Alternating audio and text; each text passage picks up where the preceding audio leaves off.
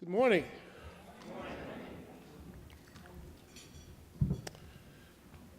So, over the next couple of days, first I should introduce myself. I'm Gary Puckrein. I'm president of the National Minority Quality Forum.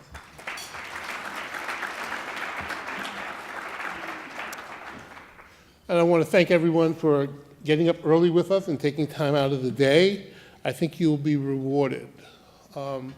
I get to stand up and introduce the program, but Brendan Garrett, and he's running around back there, has been responsible for the program, working with the other staff at the National Minority Quality Forum. And you're going to hear a little bit about what we've been doing over the last year, working sickle cell and vaccine and diabetes and other things. I'm really excited by what we've done. When we got started, and this is probably now our 16th year of doing this event, I would say probably for the first 10 or 11 years, we gave a lot of statistics about the problem that was going on in the minority community and spent most of our days talking about the problem. I think what you're going to see now is that we're actually in community. We're actually working collaboratively in community to address those problems and bringing what hopefully are new techniques to meet the challenge. We think the challenge is going to intensify as we move deeper into this century. And so we're actively planning and engaging with a lot of you in the room. Also, during the course of the days, you're going to hear about the 40 under 40. Some of them are in the room. Really spectacular young people who are the future of healthcare in the United States. We started that program about 3 years. This will be a third year. There are 160 members of the 40 under 40 cohort now.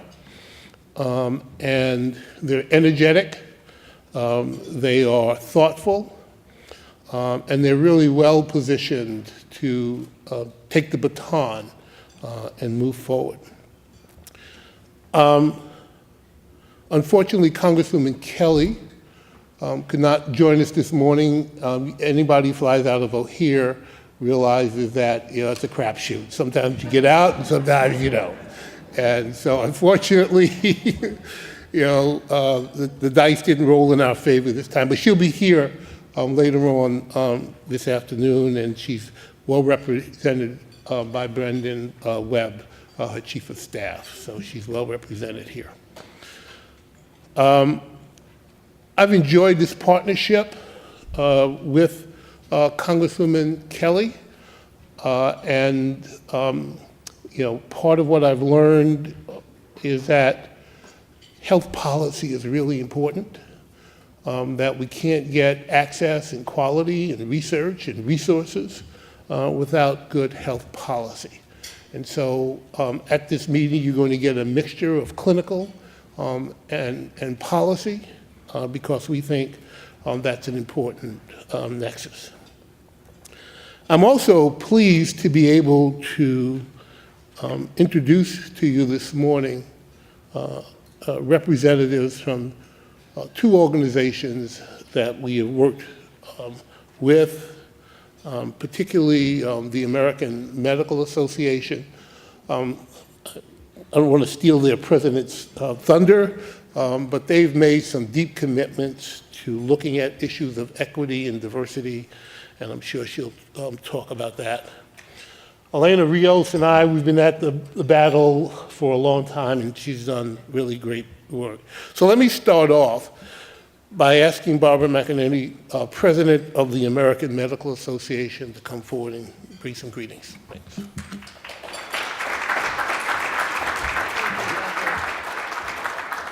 Thank you very much. It's my great honor to bring you greetings from the American Medical Association.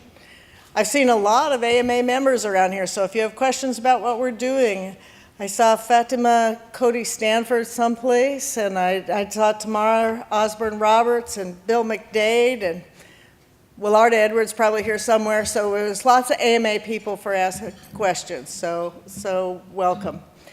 The AMA is very committed to working with organizations to try to get health care as available as possible to every single American. And that is important because health care is the infrastructure for health equity and for political equity and social equity. You can't hold a job if you're not healthy. You can't go to school if you're not healthy. So we're committed to making sure that health care is available for all. And one of our major fights right now is that we filed an amicus brief, and we will continue to fight to protect the remainder of the Affordable Care Act.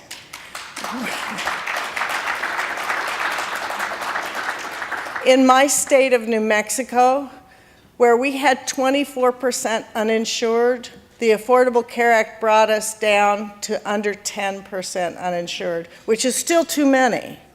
But we take care of a lot of people there who now, I'm a cancer doctor. When they have cancer, I can get them their treatment.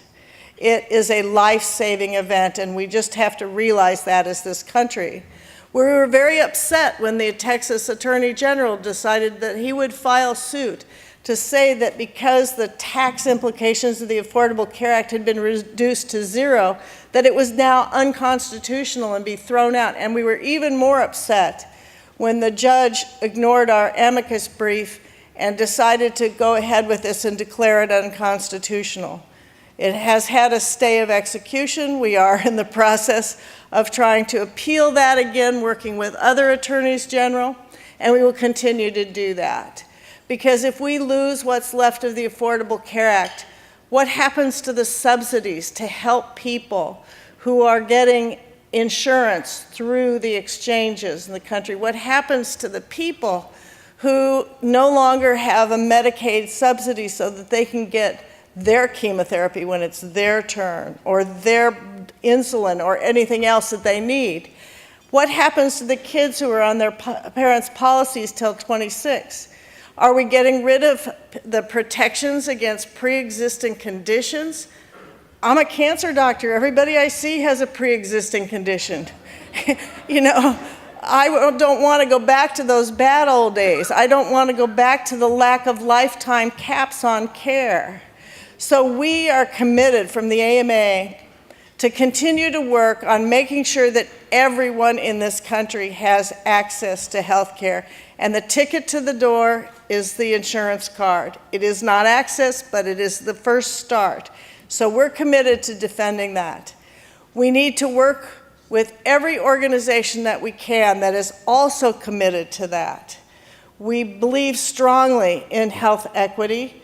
We believe strongly that every American deserves the health care that can make them the best, most productive, healthiest individual they can be. So I'm very proud to be here. I look forward to this program. It's great to be on the podium with Elena again. We've been making the lecture circuit lately, and so I look forward to this. And Nestor, I didn't see Nestor earlier. So thank you.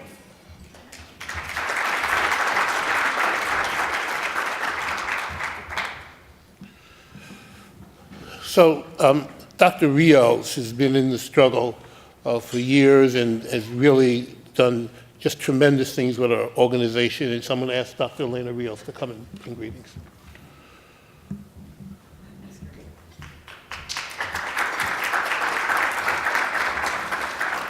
Thanks, Gary. It's an honor to be here this morning and to welcome all of you to Washington, D.C.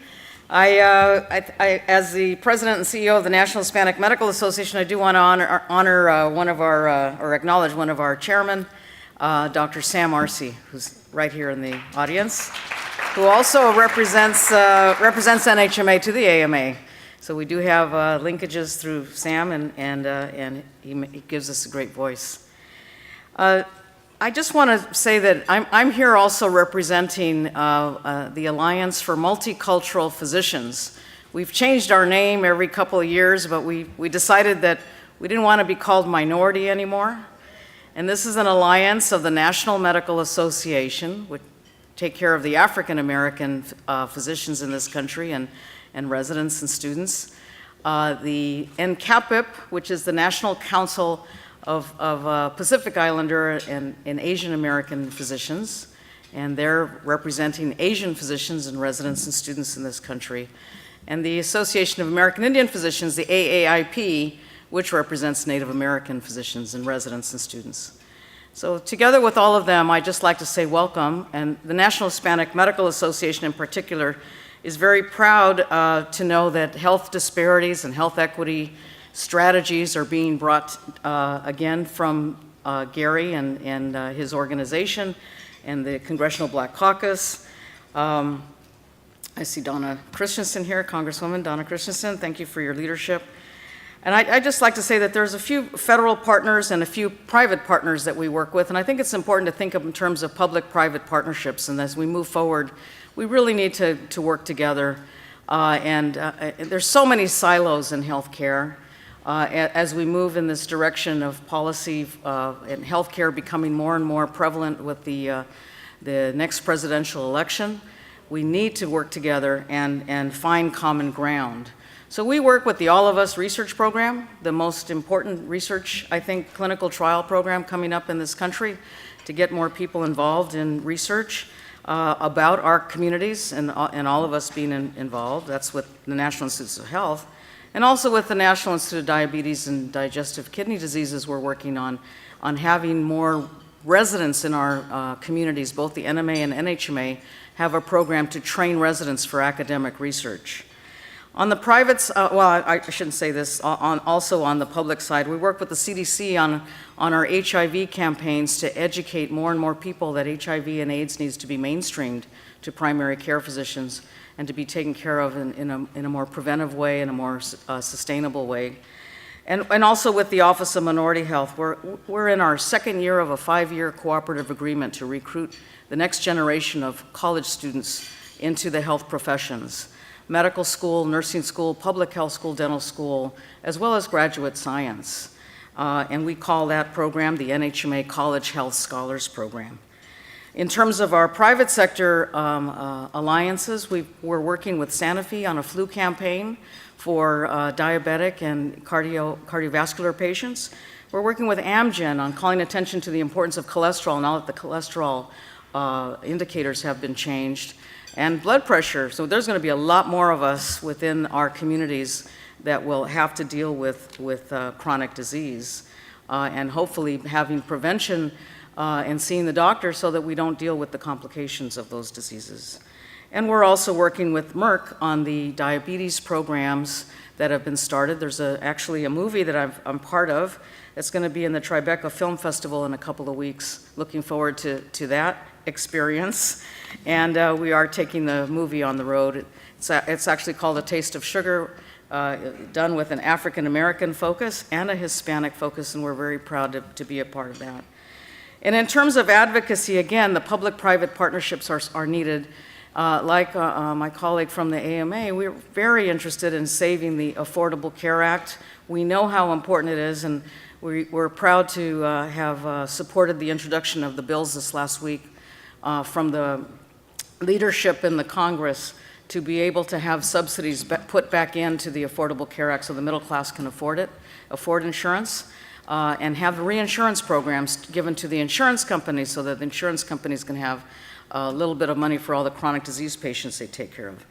And then lastly, I think it's important to also think about the decrease in costs that need to happen in our country. And right now, the focus is on the pharma companies and the PBMs. And we think it's important to look at those rebates and to have the out-of-pocket costs increase to the patients. And we think that that's really important. Of course, things change from month to month here, and I don't know what the next generation of pharma pricing debate's going to be, but for the moment, we really think that that's important. And I'd just like to say on health equity side that we come from our communities, and all of you who are here from your own communities, think about all the strategies that have worked. We need to share and have a repository of the social determinants of health strategies, not just talk about policies in a vacuum. And we know that our housing, our transportation, our food deserts, all of the caregivers, home health care, all of the different types of policies that are needed for health care. I think what's important is we start focusing on a repository of models that work and share those in this venue and with Gary's organization, with the AMA, with us, and with all of our organizations. And we're here to help you get those strategies to Congress. Thank you very much.